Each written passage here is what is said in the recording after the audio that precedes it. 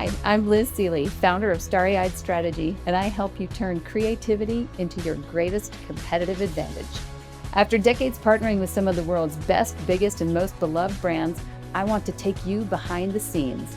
Each episode features top CEOs, CMOs, authors, and founders sharing how they stay inspired to create and activate ideas that launch and last, and how you can do it too. You'll walk away with practical lessons and tools you can use, whether you're repositioning your brand, rallying your team, or planning your next big launch. So let's get started and stay starry-eyed. Today, I'm talking with Jenn Reeves, the brand leader behind some of the most talked about moments of the last few years. Jenn helped Stanley evolve from a heritage utility brand into a modern lifestyle icon. And at Funko, she led global strategy that energized millions of fans worldwide. In this episode, you'll learn how to honor a brand's history and heritage while modernizing it, the mistakes teams make when they try to update a brand without looking back to move forward, the difference between branding and marketing and why it matters for your business, why speed, flexibility, and consumer connection help brands shine, and how to create viral moments that turn into lasting brand momentum. This one's packed with immediately usable ideas. Time to stay starry-eyed with Jenn Reeves. Jenn, so excited to welcome you to Stay Starry-Eyed. Thanks for being here today. Thank you so much for having me. Thanks for the awesome intro. My gosh, do I get to do one on you, Liz? That should be only fair. No, it's all about you today. And that's why, Jenn Reeves, as we begin, I'd love for you to speak to the brand leaders listening today and tell them a little bit about what you hope they would take away from our conversation. What's one thing you hope that they would maybe think differently about or consider as we talk about what you've done with brands and businesses? Well, hopefully they take away that you and I are a lot of fun to hang out with. Let's start there. No, seriously. Love it. I think that brand strategy and marketing and consumer love really is the three-legged stool that your brand is built upon. You need all three of these for a solid platform, but everything else is very fluid.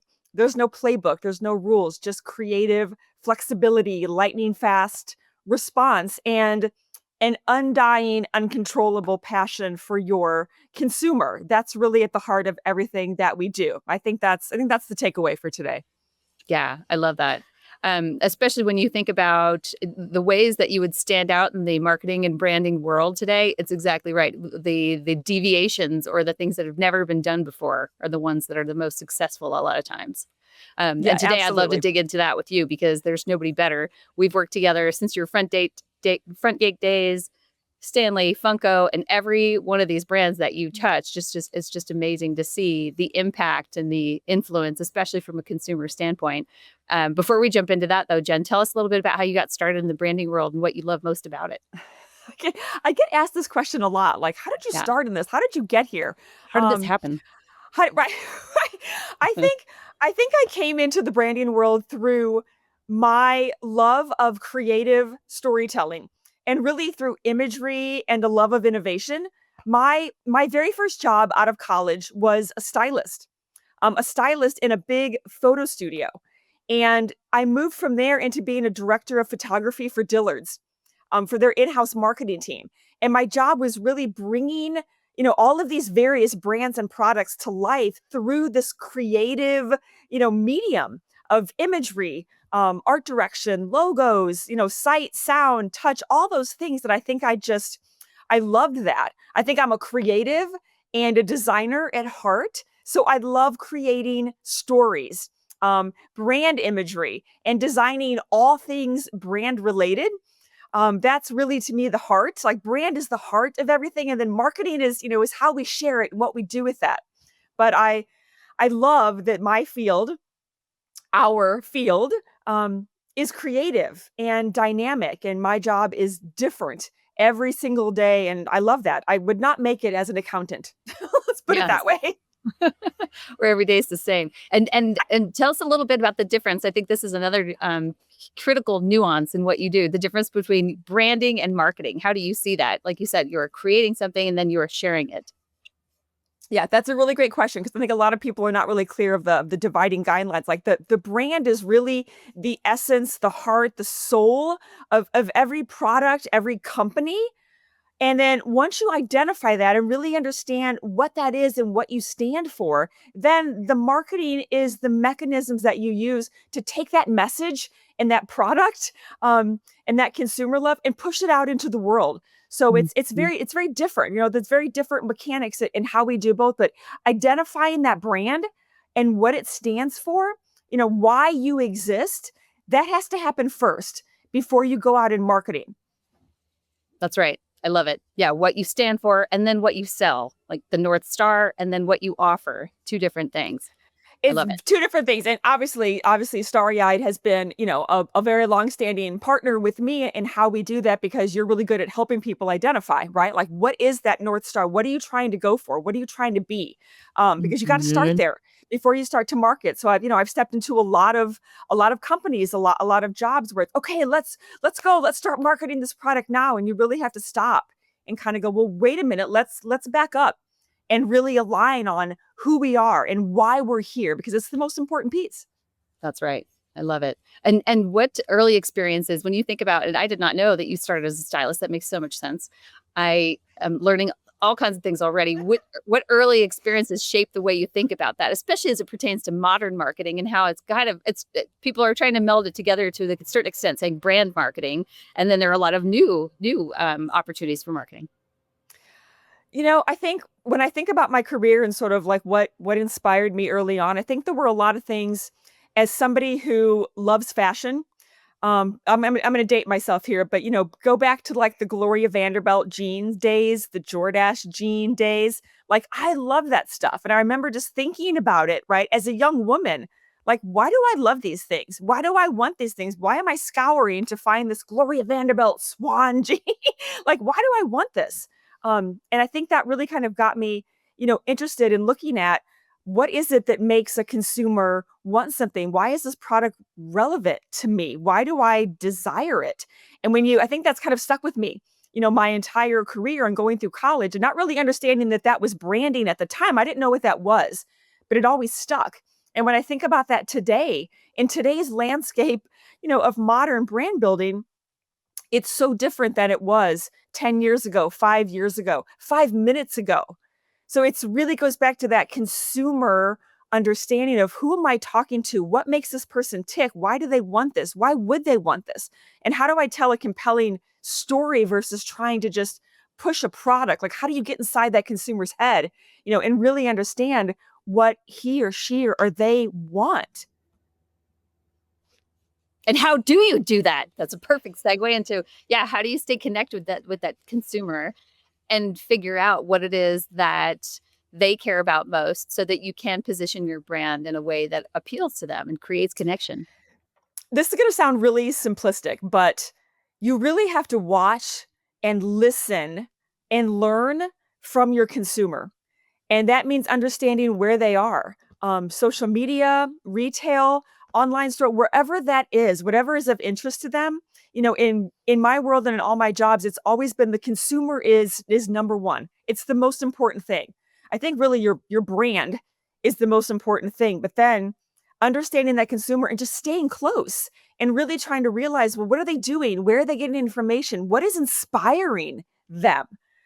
Today, and that's hard to do, right? With just social media platforms and how all those things are changing, understanding where she is and what she's doing is really important. So I spend a lot of time watching, listening, learning, trying to innovate, learning from the consumer, and taking that approach. I think is just really important and staying connected to what she's doing, where she's going, especially in the the Stanley case study.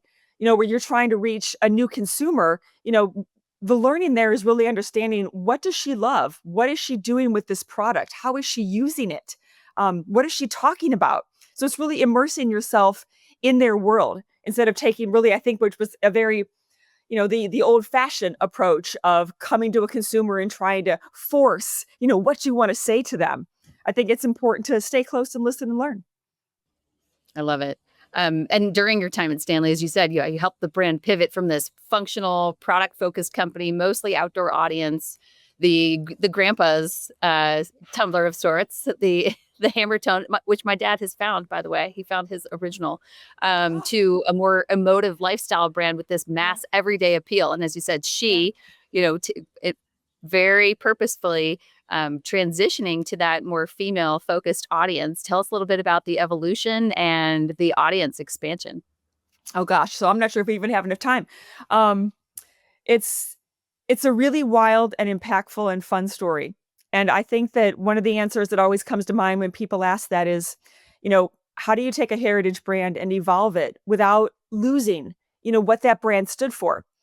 As I said, it's really important to understand what your brand is about. And Stanley, at the time was a 110-year-old, really beloved brand. My dad had it. I grew up watching my dad take his Stanley thermos to work every day, with his lunch in it because he'd had soup for lunch and he wasn't a coffee drinker. But I always saw this thing, leaving with him. I didn't know what it was or what it stood for. And then, fast forward, and I have the luxury and the honor of being given, part of the reins to guide where this brand goes. I think one of the most important things that we as a team did with evolving that brand, because it really is not, it's not just the marketing, really, it's the product. It was the president at the time, it's the marketing team, it's the sales team, it was everybody. But really understanding that the essence of that brand was important to keep intact. So William Stanley Jr. was, the OG of vacuum bottles. I mean, he created that technology. So that innovation was part of the hallmark and history and heritage of the brand, and design. That design was unique. So when we started, it was okay, how do we keep those things intact? Because that's what the brand was built upon. But the things that you do to sort of evolve, and create that evolution and revolution was, okay, what customer do we have and what customer do we want? And that female customer wants color. At the time, there were three colors: black, white, and hammer tone green. There wasn't a lot of color. So that initial step of that revolution was adding color to the product. It was also adding innovation to tumblers, which a lot of brands have tumblers, but nobody had a handle or a straw. It didn't fit in the cup holder, which busy women are on the go and want to take this with them. Most of them were very outdoor, as ours were at the time, very outdoor, thick and heavy and clunky. They worked phenomenally, but didn't have that more style appeal, to bring in that new consumer.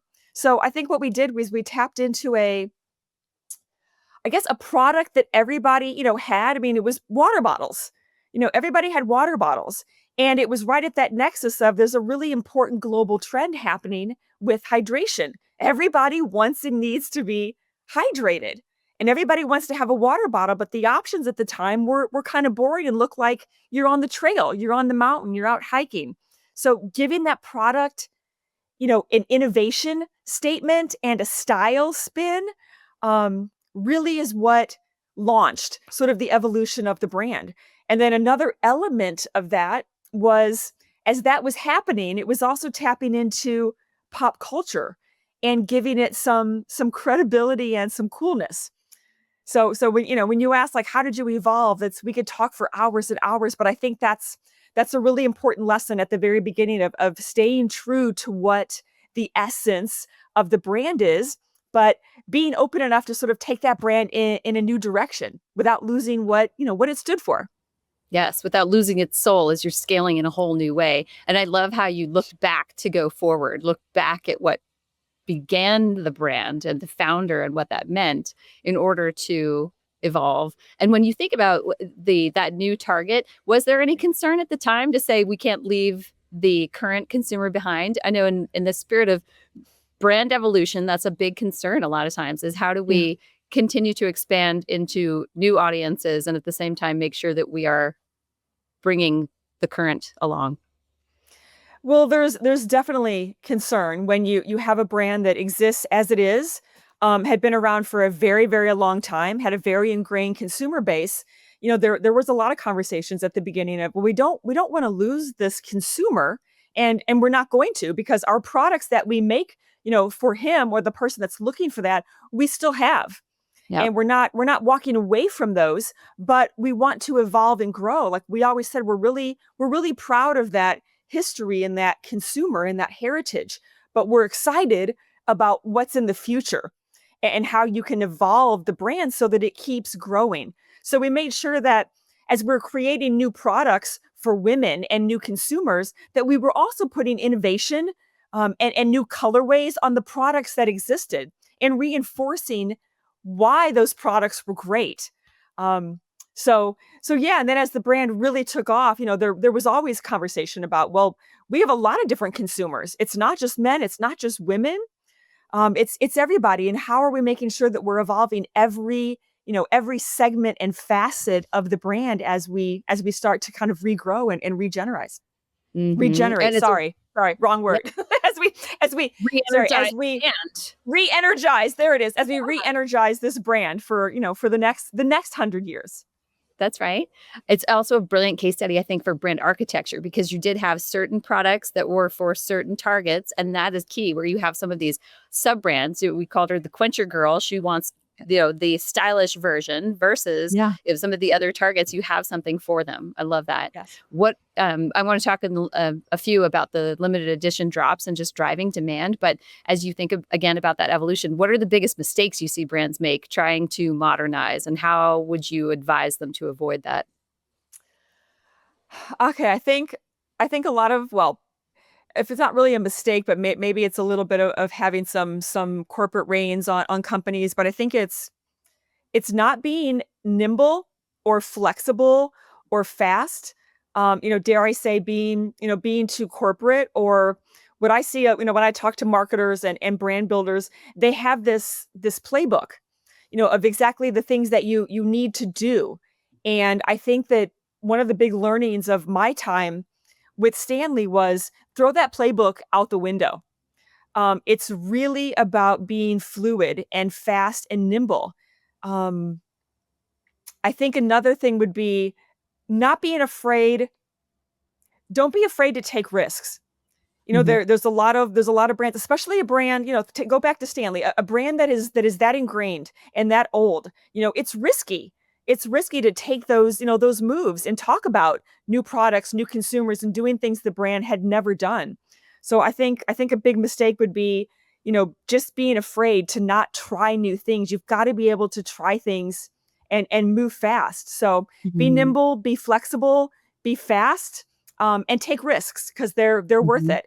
And make sure that you use the moments, that happen in your brand to build momentum. Don't let them just be Mhm. moments, because a lot of brands have had moments and then they stop there or they don't continue to grow. I think you and I have both seen lots of brands that do that. Go, oh yeah, well, this brand had its moment, but you got to make sure that you capture that moment and use it to build momentum to keep moving forward, and don't let it become just a moment in time or a trend. Mhm. Totally. Yes, I love that. And I know there's been so much talk about the Cracker Barrel debacle, but I think they didn't do what you had said of go back to the beginning and see what are the equities that you have to bring through that are critical components as the foundation. And then to your point, yeah, Yeah. tapping into those uh, cultural moments in time and continuing to stay on that.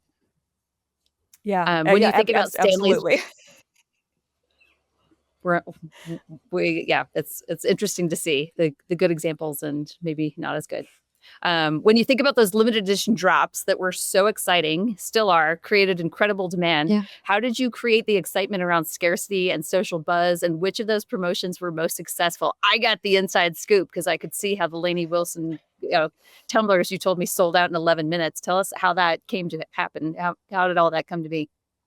Well, I think it came down to, we knew we had a new audience, a new Mhm. consumer, and it goes back to, I think, what I said about taking those moments and building on them to create momentum. So all of a sudden we've got a hot product that we know that women love and are coming to the brand and experiencing the brand. So it was, well, that this is great, and we're going to continue to innovate and we're going to continue to add color, but what else can we do? What else is happening in the world that is fun and exciting to this Mhm. consumer? And all of that is music and fashion and style, because we looked at, why is she carrying us? She's carrying us because we have color and style. And it's something that that she can use as part of her wardrobe, something as part of her personal style. So we ask ourselves, well, what else in her world is important? Music, fashion, health and wellness, all these things. So we went down the music road of, well, what if we can keep bringing some other creative things, to life?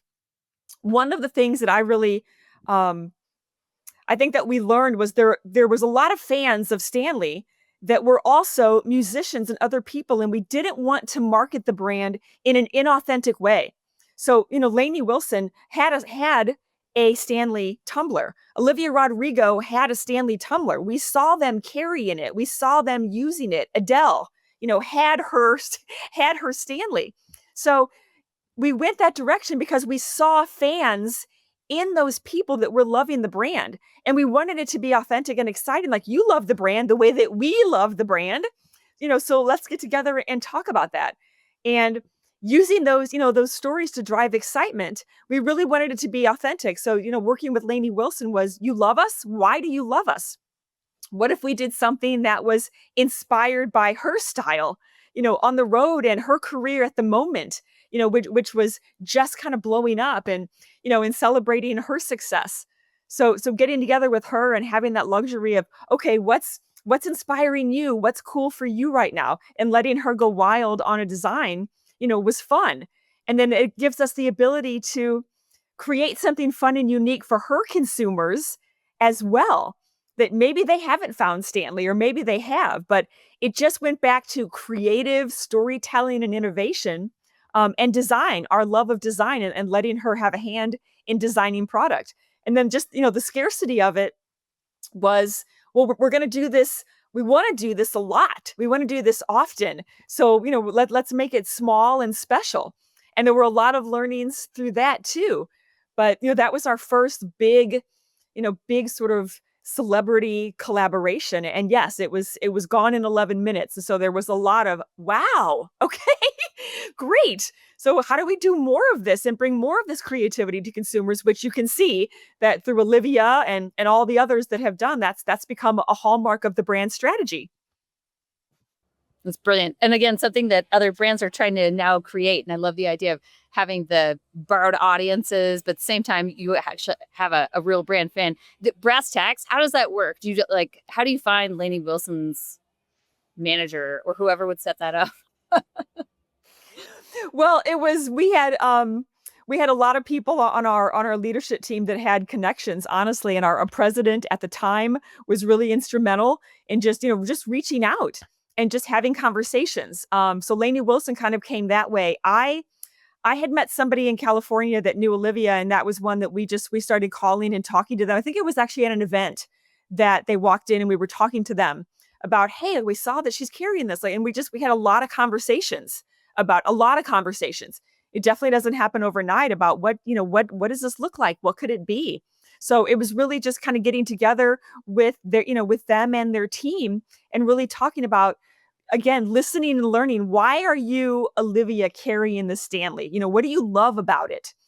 And being able to tell a very, shared, co-authored story about that. So that's really how it happened. It was just very, very organic and just being persistent and open. I love it. And you can really tell the authenticity behind it, where it is co-created versus just hiring an influencer who's peddling your product, but doesn't necessarily have a hand in what that new I version is. Yeah, I think going back to your question about, what are the biggest mistakes? There are a lot of brands that go out and just, where can we just hire somebody to talk about this? Mhm. And that's not authentic. I think that could be a mistake. And we could have done that. At the moment, Stanley's hot. You could have gone out and just sort of, found people, but we didn't. We let those people come to us. And not everybody was right. We didn't work with everybody, but, being organic and authentic and understanding that we had shared values, especially around sustainability. One of the hallmarks of Stanley is sustainability.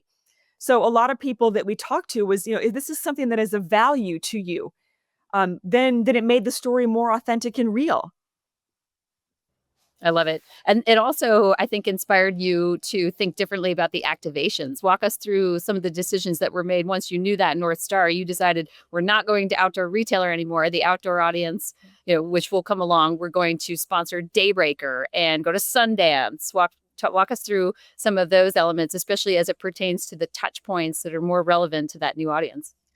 Yeah, that's some of the hard brand strategy and the marketing work that you really have to ask yourself, okay, if we know what consumer we're going after, we know what story we want to tell, where is she or he? Where do we want to find them? And some of the, some of the other things that we had done, throughout the history of the brand just didn't make sense. So using using Daybreaker as an example, this is a very creative movement um, around hydration and fun, and a sober early morning dance party, and sustainability was also a hallmark. So talking to them, it made a lot of sense to partner up and bring the brand into these elements where people are using them in a really unique way. I remember we also went to a country music festival in Nashville where Carrie Underwood, we had a very special Carrie Underwood tumbler as well. And we set up, at the music festival because fans would be there. We did a big in real life activation at Venice Beach, bringing people together to sort of experience the brand. And it just shifted into how we brought the brand to life. Sundance was another one that was hydration was important. Sustainability is important. Creatives, movie makers, directors, actors. So showing up there, and having the on-site, Stanley activation where people could come in and experience the brand. Those things were becoming, the norm of how we wanted to reach these new consumers. So it was a really hard pivot and shift away from a lot of the older, outdoor retailer and the things that kind of leaned into what we were, and shifting into, where do we go? Where do we go where these consumers are that they can experience us? Stanley doesn't have retail stores of their own. So creating these experiences where people could experience the product became, very important and very impactful. It's so exciting. Yeah, the pop-ups that help them to live the brand. I know you're not there anymore because there are other brands in this world who need your brilliance. But how do you think they can maintain that momentum, especially as some of the other water bottles, that we can track back the ones that had been trending. Now kids are switching to a Walla. What is Stanley doing, or what do you think they should do to continue that momentum that you Well, sparked? I think that team is doing an absolutely amazing job at staying true to what Stanley is and continuing to innovate. Anybody that's watching that brand today sees the constant color and style, and the new brand partnerships that they're doing. It's amazing. So they know that that's something unique and special that consumer base wants from them, that really only they can do. So I give them kudos for just staying true to what Stanley is and just continuing to innovate and build on those design aesthetics that they do. And I continue to be a fan from the sidelines and just watching every day when, like, oh, that color is beautiful, or that partnership is amazing, and just watching what they do and watching the excitement that they're really just building excitement and doing good in the world through that excitement. So I hope they continue that, and I'm pretty sure they will. Seems like they will. They've also done a really nice job, I think, with the customization component that you put in place. Customizing. That's one of our favorite starry-eyed gifts to give, is customized water bottles with our logo and the Stanley logo. I also have now tumblers and wine glasses, and you can just really, diversify from there. Yeah, and I think Um, that was clearly one of the learnings of just listening to consumers of, like, what do you want? Well, I want to put my stamp, I want to put my my design. So that was another project early on that a huge team of people, worked on to bring that to life so quickly. And I'm glad that you're using it and so many people are, because I still, obviously, it's my favorite gift to gift to people as well. yes, I love it. Well, obviously, you've led a lot of big creative teams through a lot of wild growth and change. That being one big example. When morale dips or the pace gets intense, when things get crazy, how do you keep people motivated, especially with what you're up against and trying to move quickly, as you said? Yeah, that happens, I think, on every single brand. I tend to be a sucker for brands that need reinvention. And when you do that, there's always times where things get tough. Even in the world of Stanley, where it had massive success, there was a lot of times where keeping the team, I think, inspired and aligned around a mission and around the brand is what really keeps people engaged and moving forward. Very similar at Funko too, going through a lot of changes there, but keeping that team inspired around what made this brand great, what is making it great today, and what is going to make it great in the future. Through all those bumps and things that can come at you, it's just really important to keep that vision alive and keep everybody anchored around we are building something. And some days that's going to be fun and wild and crazy. And other days that's going to be challenging. But keeping everybody aligned, and inspired, that keeps you going through the highs and the lows. Definitely. When you think about some of those lows, what's maybe one of the hardest decisions you've had to make as a leader, and what did you learn? Oh gosh. There's one story that comes to mind when you ask me about kind of a lesson learned or a really tough decision, and it's not on Funko and it's not on Stanley. It's when I had my consultancy, I was working with a brand called Box Water, which maybe you've heard of, right? This brilliant little actual, packaged boxed water, super sustainable brand doing wonders for the planet. And one of the decisions that was really put on us, the entire team, to decide was Kim Kardashian. I hope it's okay to talk about this. Kim Kardashian at the time, wanted the brand and wanted to be paid for it. And as a brand that is rooted and anchored in sustainability, there were a lot of people and celebrities carrying this brand, and we didn't think it was right to pay someone to carry the brand. And at the time, this is 6 years ago, and the team is like, but think of the eyeballs. Think of like, yes, but this brand is rooted in something special and authentic, and we don't pay for that. If somebody understands the value of this brand, then they will carry it because there's a reason why. And so we made the decision not to do that. And I remember it was like gut wrenching, right? Oh, is this the right thing to do? Like, yes, it is. And just the learning of watching the team learn through that as well, that we can stick to our guns as a brand and not just do the quick, easy things. Doing the right thing is more important and sometimes a lot harder than doing the easy thing. It kind of reminds me of in other brands, so moving away from deals and discounts and yeah, paying for the eyeballs versus seeking them out because of brand value. What are your thoughts about an influencer campaign then? Would you advise against that and find other ways as you've outlined?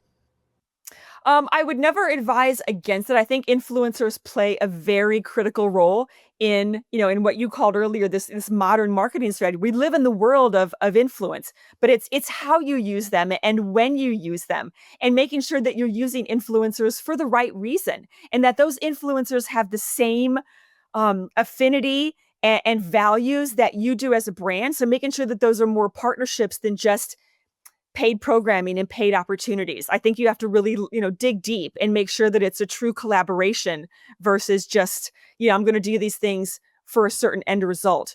You're looking for an end result, but I just believe it has to be more of a collaboration between the influencers nowadays than what it was in the past. But they do play a really critical and important role. Well said. That makes a lot of sense. And when you think about modern marketing too, what are some of the elements you think are going to be most impactful looking forward? Moving away from what do you think people should do less of and do more of as you look ahead? I think number one is really making sure that you understand what your brand is about, right? Why does this brand exist? And use that as the North Star and the starting point for all of the marketing activities that you're going to do. And making sure that they lean into things that are innovative and unique. And again, not just following what's easy to do. Today's modern marketing is just, it's like a game of Frogger. I mean, there's just so many things you can do, and staying on top of those things, it's really hard. So understand your brand, stay true to that, understand your consumer, find unique and creative ways to bring your brand to life that is engaging that consumer in a really unique way. Love it. And in the next 3 to 5 years, what do you think will separate creative brand leaders from those who maybe fall behind? I think it's more of the same. Not to sound like a broken record, but that being innovative, being nimble and fast, staying true to that consumer and just doing things that are unique and different. Don't follow the playbook. A lot of people, when I talk to people or speak to rooms of people, it's okay. So, Stanley had the success. What's that one thing you have to do? Like, what's the silver bullet? There is no silver bullet. So, in the next 3 to 5 years, marketers that are going to win are really going to be open to just disruption and innovation, and finding unique and fun and creative ways, of communicating and engaging with their consumer and bringing their brand to life. You've got to innovate and be creative, or at the risk of being stale, or sort of dying out. Stanley could have gone into history as a beloved 110-year-old camping brand that our grandpas had and our dads had, and we loved it. And it could have just been that. But, taking risks and being bold and looking at your brands as what they can be, be the architect and the champion of that next generation of where your brand can go. That's what's going to separate people. That's brilliant, especially when you do it on a team level. And then you're also tracking the consumer to create those connections. I would love to know too what you do personally, creatively. How do you stay creative day to day so that you can be on the lookout for those ideas? Oh gosh. I think I'm such a wildly creative person at heart. I think doing my own creative projects keeps me inspired. Traveling keeps me inspired. Whenever I travel, I just love to look at brands and watch people, consumers, all types of consumers, um, and watch what they're doing, following people. I'm that girl in the airport following people around, like, what are they doing? What are they picking up? What's exciting about this? Who's going into the store?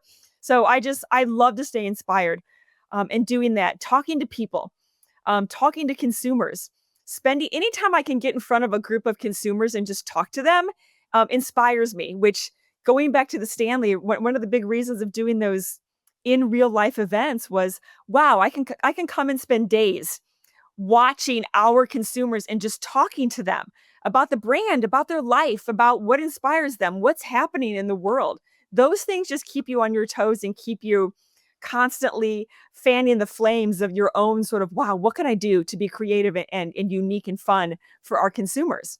Working with folks like yourself and your team of just, hey, I've got this brand, I've got this problem, this challenge. What do you think?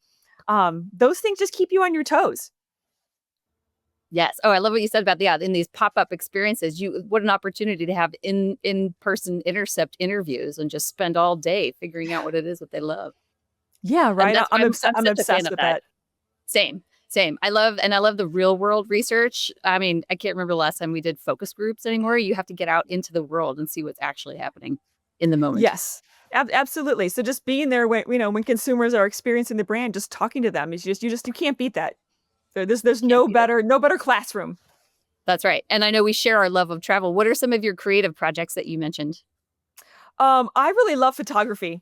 I mentioned I started my career as a stylist and working in photography, so I love photography. I love to take portraits and photos, and every trip that I go on, I put together this mood board of, okay, this is the photography inspiration, and I have this group of fabulous girls that we go every year, and it's okay, we're doing portraits, and what is a portrait going to look like in Tahiti, and what could it look like in Sardinia, and then we actually plan, Morocco. We took a 20-foot long pink dress into the desert, into the Sahara, and like, okay, we're gonna do this fun photo shoot in the desert. So I thrive on that. And my friends are like, you're crazy. But then every time we come back with these amazing pictures, they're like, oh my gosh, this was so much fun. So constantly doing those things that just inspire me creatively. I need that. That is so fun. I remember all those photos. I also love the long dress on the ski lift. I mean, that's like, yeah, when would you get to do stuff like that? You have to set it up. You just have to do it. That was, yeah, my birthday this year was, okay, we still have the dress. We're gonna put it on and I'm gonna ski down the hill in this 20-foot dress. Why? Because we can. And because it's fun and because it entertains me and we take pictures and it's just, yeah, it's fun. You know me, Liz. You got to be having fun doing what you do to be successful at it. And I think I know how to have fun. I think you do. That's something I learned working with Chick-fil-A. That Truett Cathy, the founder of Chick-fil-A, says if you're not having fun, you're not doing it right. Yes. Yes. I love it. Well, let's move into a little starry-eyed sparks, a little lightning round. This is where I pop quiz you on some other fun things. Book, podcast, or person inspiring you right now? Oh gosh. Okay, so there are two podcasts. One I'm about to listen to, but I think that is going to inspire the heck out of me is Dolly Parton's America. Um, who does not love Dolly Parton? And so Amazing. I just queued it up to listen, and I think that's going to be amazing. Um, the other one that I listen to regularly is Acquired, with Ben Gilbert and David Rosenthal, because they really tell the story of these amazing brands in the world and how they started, right? Like everyone knows, Louis Vuitton, but have you really heard the story of how that brand came to be? Starbucks, Stanley, all brands have a story. So that podcast just really inspires me because you really get to hear the true behind the scenes of how these brands, these incredible, iconic brands came to be. So they inspire me regularly. I highly recommend that one. That's amazing. I did not know about the Dolly podcast. That's gonna be fascinating. And Acquired. Yeah, that sounds like another How I Built This. I'll track that one down. Yes. Are there any campaigns right now that are not your own that you're loving from that standpoint? And it could Um, be a big brand or it could be something that is up and coming. There is. Okay, there is. And I think you're going to love this one. So this is a brand called Ffern, Ffern, and they are a custom perfume, I believe, company. But I have been watching them because I love the product. But if you go and look at their storytelling, I just think it is next level inspired. You have to go look it up. Look on Instagram. They are just bringing this incredible story to life. And again, not just pushing like this product, but bringing this entire essence of it. I just want to crawl into this brand. I want to see what they're doing. It's amazing. So I've become a Fern addict as of late. So I recommend you go check that out. See what they're doing. I think it's brilliant. I will. Okay, thank you. I think another brand that I always want to call out when I think about who's doing something really cool and inspired is Dunkin. And if you look at what they're brilliant, but if you look at what they're doing for Halloween right now, again, just super creative, super unique, keeping people so engaged. I saw the Halloween one this morning. I'm like, what is this? What is going? So I love giving shout outs to them. They do an amazing job. What are they doing for Halloween? There's on Instagram, they have there's something, it's a surprise, something's coming, but all you see are there is this purple, something is oozing across the counter. There are all these words about somebody that's coming and what has she done. So it's a mystery and you don't know what it is, but it keeps you so engaged. I'm like, okay, refresh, what's happening? So now I'm going to be watching them all the way through Halloween to see what is this? Who is this? What's coming? So it's amazing. That's awesome. That's something that both Funko and Stanley did a really good job of too. Is coming soon, and you're like, "What is this? And who?" Right. And with yeah, Right? Yeah, just the building that tease, the anticipation. tease is a really important, yeah, quiver in that arsenal of Hmm. of With marketing tools.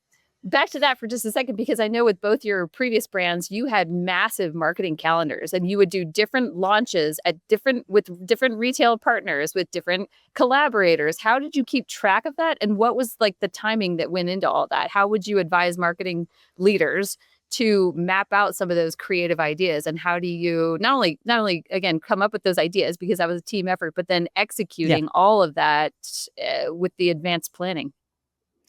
So that is a challenge that, when I said earlier about being fast and nimble and quick, like you need that to keep everything fluid, but when you have a brand that's moving that quickly with that many launches, that many drops, that many stories, having it anchored in a calendar and having a process was really important.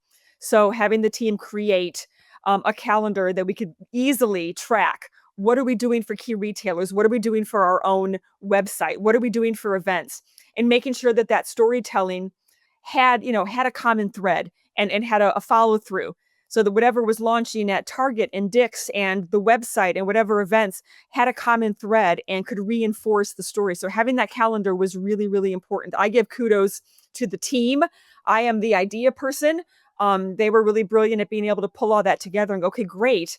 But here's how it's going to come to life and when, so that we can track and be able to execute, have flawless execution. You need a calendar to be able to do that. Yes. And do you remember I mean, this is a little tactical, but do you remember what those key tools were that they used to just organize everybody to say, this is the master plan, especially, and then how you were dropping things in based on what was happening and your digital listening and what was happening culturally?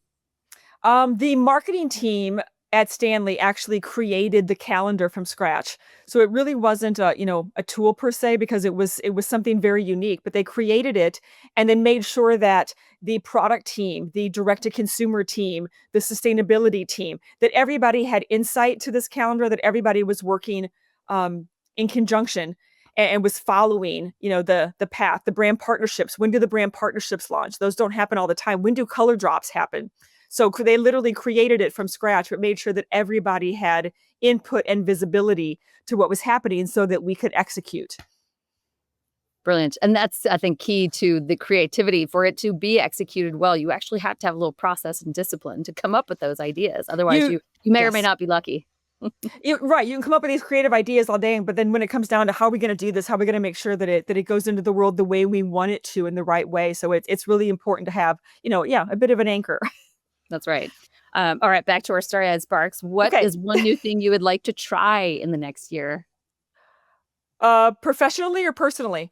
Both.